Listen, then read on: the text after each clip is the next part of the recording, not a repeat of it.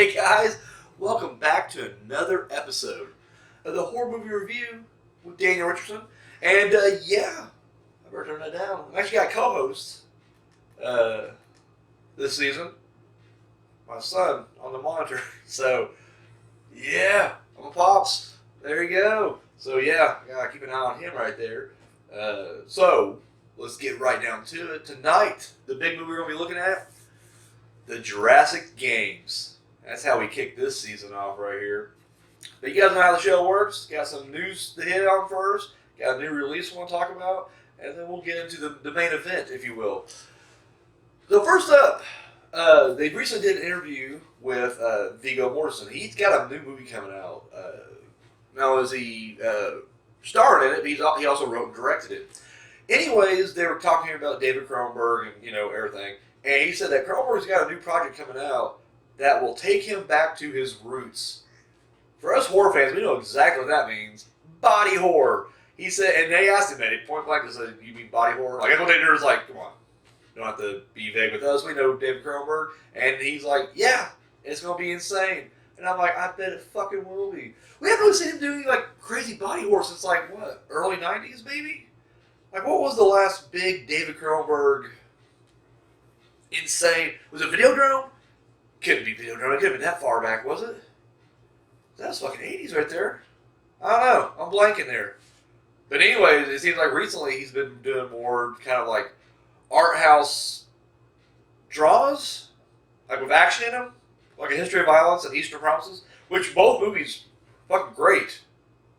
I want to see him go back. I want to see him come back to our side, the horror side. So, they just announced, it's actually already dropped. I thought this was just an announcement. Then they had the teaser trailer. I was like, holy shit. There is a new Japanese remake of Cube.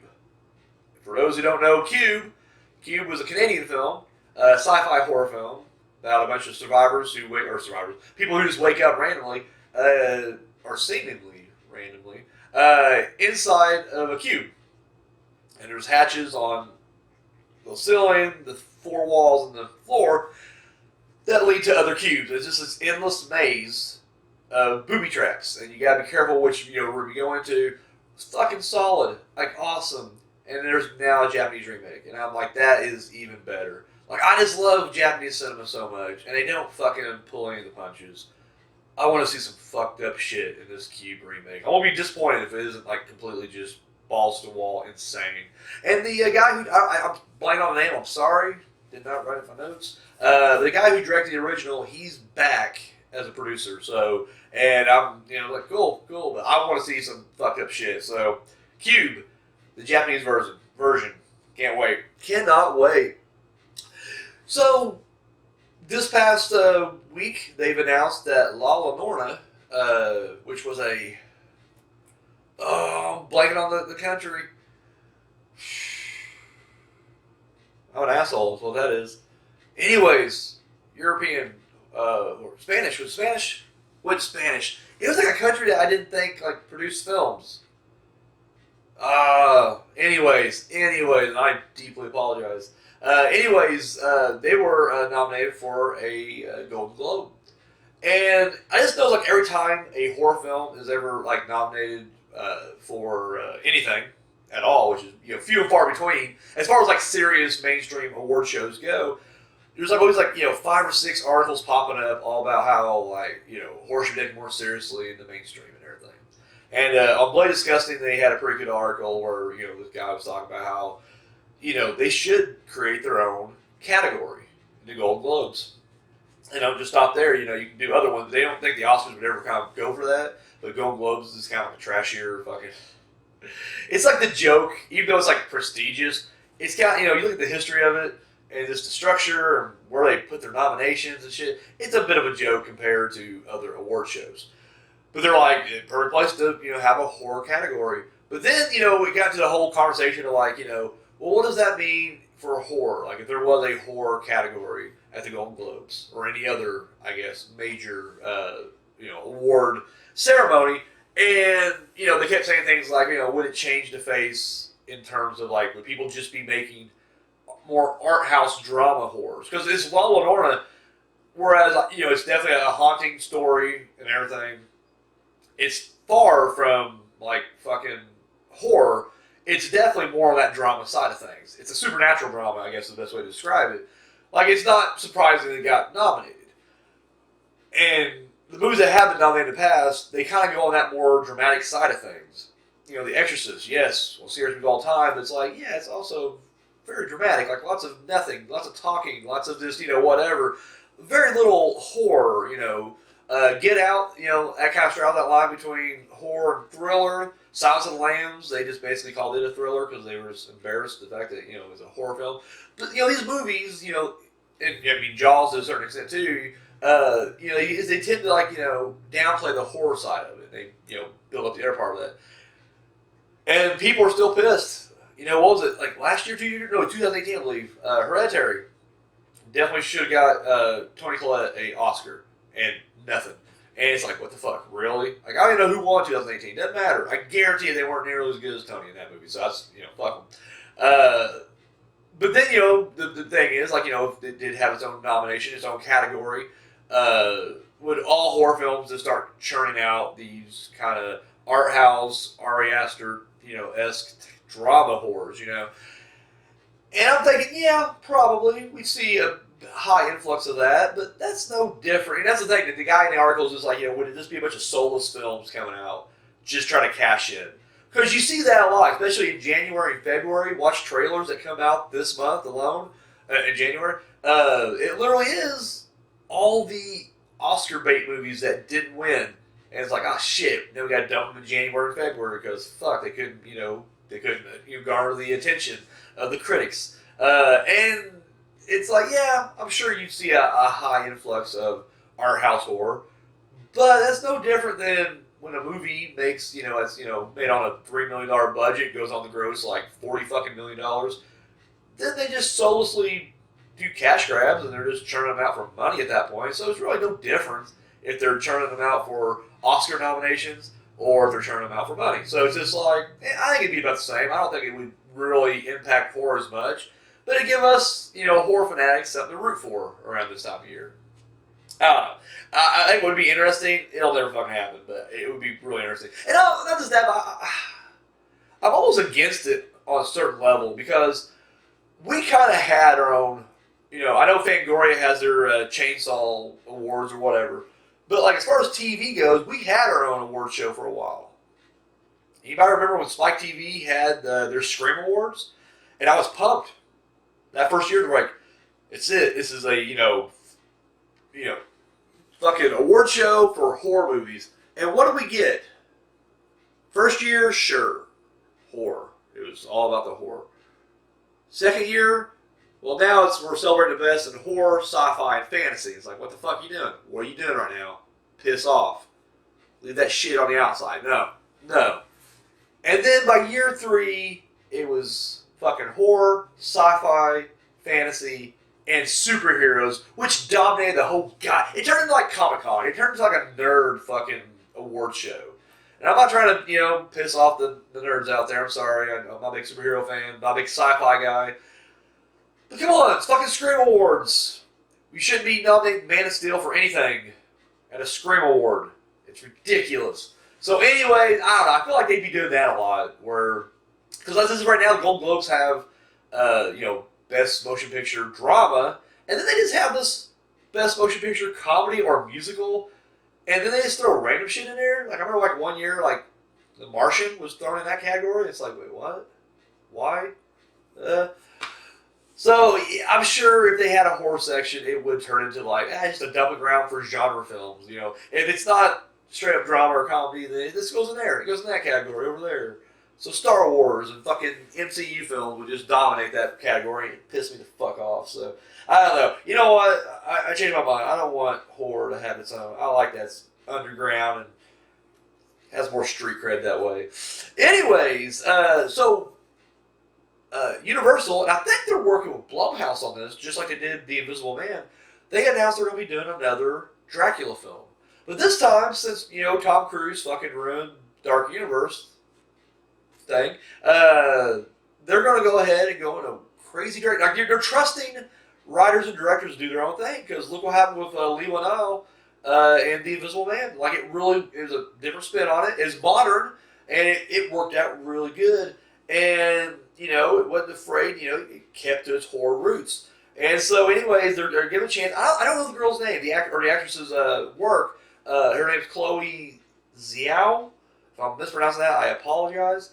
But apparently they saw what they liked what they saw with one of her previous films, and so she's doing Dracula, which she described as a futuristic sci-fi western. Fucking in. I'm fucking sold. Why not? Why not? You know what? In my 35 years on this planet, I have seen, as far as like faithful adaptations of Dracula, I've seen like 10 of them. And I'm sorry, they're all the same. And while a handful will stand out as classics, the rest of them are just boring as fucking shit. And then they try to do something different with it, and it just goes in weird directions. Like Dracula Untold, I didn't watch it. Fuck you if you're like, oh, that's great. No, it wasn't. It wasn't. It was some bullshit action horror hybrid in the vein of like Van Helsing or Underworld. And I don't give a shit about those films because they're not horror. They're action films. I don't want to see Dracula Uzis run inside the wall, doing bullet time and shit. Fuck that. I want a horror film. But if we're not going to get a horror film, let's get something really balls to the wall crazy. And sci-fi western, sure, I'm in for that. I'm in for that. That's unique. That's something different. We haven't seen that before. That's what I want to see. I don't want to see a Matrix clone like we've seen a million times before. No, I want to see something fucking insane. And I think we're going to get it with this new Dracula. And I think there's like a secondary. I think Universal's dropping like 2 Draculas in the span of like 2 years, which is crazy, but it's like, fuck it, why not? Let's just throw shit at the wall and see what sticks. And finally, because every fucking corporation has to have its own. Let me go a little rant here before I go into this next piece. This next piece ain't even that big. There's a little tack on I threw on there at the end. The great thing about Netflix and Hulu initially was they were the only ones. And it was great. And they had everything on both of them. And you didn't need cable. And we cut the cord. And we're just like, boom, fuck you, cable. We're gone. Hulu, Netflix, everything you need on here. And now every fucking channel thinks it has to have its own streaming service. Go fuck yourself. Oh, it's so ridiculous. It's just like, I don't know. Anyways, Paramount is now coming out with Paramount Plus because why the fuck not? And so they're dropped their new Super Bowl ad, which I thought was kind of weird because Super Bowl's this Sunday. The ad came out early, which I'm thinking to myself, like, did it even get accepted? Like, will it even play this Sunday? Or is it like you guys didn't get the money up because you spent all on Paramount Plus? I don't know. But either way, they showed the ad already, and it is kind of a little cutesy ad. It's basically a bunch of characters from different Paramount properties. All we know, Jason Voorhees was missing. Go fuck yourself there. But we did have Samara from The Ring, so, kind of a bonus. Anyways, but they all be up on mountaintop with Patrick Stewart, and then they just dance, I guess. It's a weird commercial. And like I said, it's fun for what it is, but it's just like, I'm sick of all these Peacock and CBS All Access and HBO Max and it's just there's too many of them. And like now, if you wanted to watch everything, you're paying just as much as you was with cable, if not more, trying to get everything at once. And it's just like, oh my god. The good thing is Netflix is starting to suck quite a bit. So like, I think after Stranger Things wraps up, I'm gonna drop Netflix. I keep Hulu. Hulu has a good wealth of shit. Like I don't know, a lot of old shows. Like I don't know. I catch myself like. I'm always like, I want to see the next big thing, but when I watch Hulu, it's like I have the same 7 shows on my stuff, and then I just cycle through them. Like after I finish one, I might go to the next, and when I get to the cycle, I go back to that first one. It really is. It's like Family Guy, American Dad, Letterkenny, It's Always Sunny in Philadelphia, Rick and Morty. I'm sure I'll leave a couple things out, but I mean, I just keep rewatching the same fucking shows over and over. It's comfort food. It's comfort food. All right, so we're gonna talk about some new releases coming out this weekend. I'll say releases. It's one. It's a movie called The Reckoning, and basic plot of it is it's a young woman who just lost her husband. And this is like a period piece. I should mention that too. It's like set back in the medieval days, I'm guessing, something like that, and or maybe pioneer days. We'll go pioneer days maybe. But either way, she just lost her husband, and so like the guy who like owns their property starts to hit on her. And when she rebuffs his advances, guess what? She's a witch, and she must burn stake. And I'm like, holy fucking shit. So yeah, that's the basic premise here. It looks pretty good actually. I'm not gonna lie, I'm kind of intrigued by it. I want to see how it goes. It'd be kind of cool if the twist was she was a witch the whole time. Like at the end, he just like, I just want to get laid. And she's like, well, guess what? I'm a witch. Bam, you're a toad or a big pile of shit, like in a Weird Science. I don't know, something along those lines. But yeah, I don't know. I'm kind of curious about this. So I don't know. If you guys check it out, let me know what you think. Leave a comment down below. Boom, there you have it. So let's get to the main event, shall we? Let's get to why we're here. Movie I'm excited to talk about. A little film called The Jurassic Games. Let me check my co-host. He's still out. He's good. The Jurassic Games came out a couple years ago, 2018, I think. So yeah, 2-3 years ago. Basically, it's they get 10 death row inmates to enter this virtual reality simulator, and basically they must compete against each other and dinosaurs. But of course, if you die in a simulator, you die in real life. And of course, the big prize is the winner gets their freedom. This movie, for one, I tell you right now, if you like movies like The Running Man or The Condemned, it's those. Like, it really is. Like, there ain't a whole lot of difference between, like, the setup between them there. Except in this one, we got bad CGI dinosaurs. Now, let me speak about the bad CGI dinosaurs real quick. I don't mind them. Now, I'm usually a stickler for CGI. I usually hate the shit. But here, it's meant to, I don't know, maybe it's not meant to be that way, but it's like you're in a virtual reality simulator, so anything you see in this virtual world, it shouldn't look too real. It should be kind of, goofy and cartoony looking at times. And I think that's okay. I'm down for that. So that's the basic setup there. So in this movie, there's only 2 actors I even recognized, or actor and actress. The main guy, Ryan Merriman. I think that's how you pronounce it. I'm sorry, I got a cold right now, and and don't worry, it's not COVID related, it's AIDS related, but it's still, I'm fine, I'm working through it. But Ryan Merriman, who I didn't realize has done a lot of horror. Like, he's one of those guys, like, literally, when you look back at his filmography, you're like, oh shit, like, this guy is like, he's been around the horror block quite a bit. Halloween Resurrection, wouldn't brag about that. Final Destination 3, he was in The Ring 2, but more importantly than that, because that movie sucked, but he was also in the short film Rings, which was the short film that everybody kind of forgot about that bridged The Ring and The Ring 2. Not that shitty movie that came out years later called Rings that had David from Roseanne in it. Fuck that film. But anyways, and then I think a lot of people probably know him best from Pretty Little Liars. And I know I'm alienating myself from the hardcore horror fan base, but I love the show. And he was on there. And so anyways, here he's kind of like a smarmy game show host, very much in the vein of like Richard Dawson from The Running Man.